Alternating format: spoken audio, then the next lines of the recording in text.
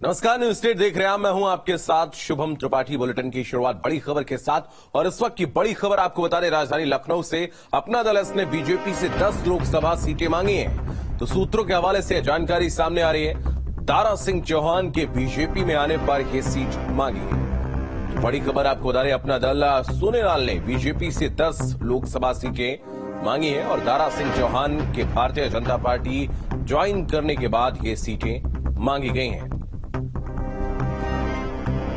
तो लगातार अपना दल एनडीए के साथ चुनाव लड़ रही है और खुद अपना दल की जो राष्ट्रीय अध्यक्ष हैं अनुप्रिया पटेल, वो मोदी कैबिनेट में मंत्री भी हैं, पहले भी रही हैं और अब उन्होंने 10 लोकसभा सीटें मांगी हैं। आलोक पांडे हमारे सहयोगी अधिक जानकारी के लिए इस वक्त हमारे साथ जुड़ रहे हैं।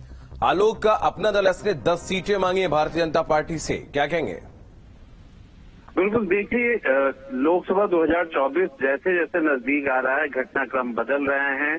दारा सिंह ने सपा छोड़ करके एक तौर पे बीजेपी को लगभग ज्वाइन किया है और इसी घटनाक्रम को देखते हुए अपना दल सोनेलाल, जिसके अध्यक्ष अनुप्रिया पटेल हैं, उनके प्रदेश अध्यक्ष ने इस बात को कहा है कि जिस तरह से अपना दल का लगातार संख्या बढ़ी है, 10 लोकसभा सीटों की दावेदारी वो 2024 में करेंगे और इसी के साथ वो अलायंस में खासतौर पे जो टीम जा रही है, जो राष्ट्रीय अध्यक्ष के साथ टीम रहेगी, इस बात पे भी चर्चा होगी। तो कहीं न कहीं 10 सीटें अपना दल ने जो मांगी है, अब इससे ये देखना होगा कि गठबंधन के साथियों को बीजेपी उत्तर प्रदेश में किस तरह से संतुष्ट करती है।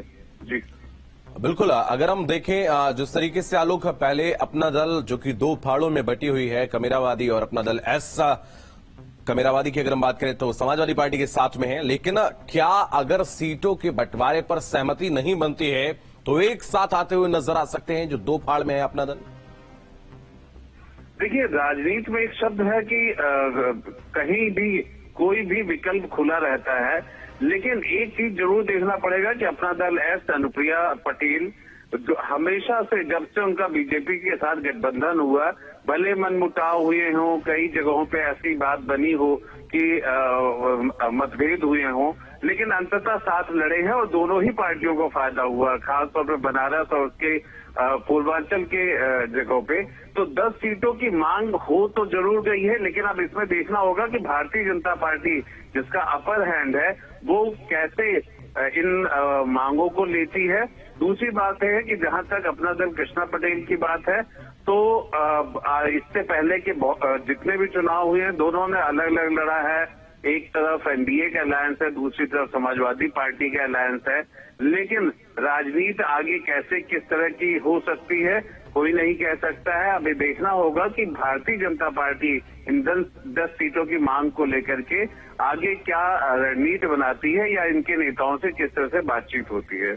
आलोक, क्या इस बयान के बाद अपना दल एस ने जो सीटें मांगी है, क्या लखनऊ की राजनीति में कुछ सरगर्मियां बढ़ी हैं? क्या कुछ जानकारी अभी सामने आ पा रही है या नहीं?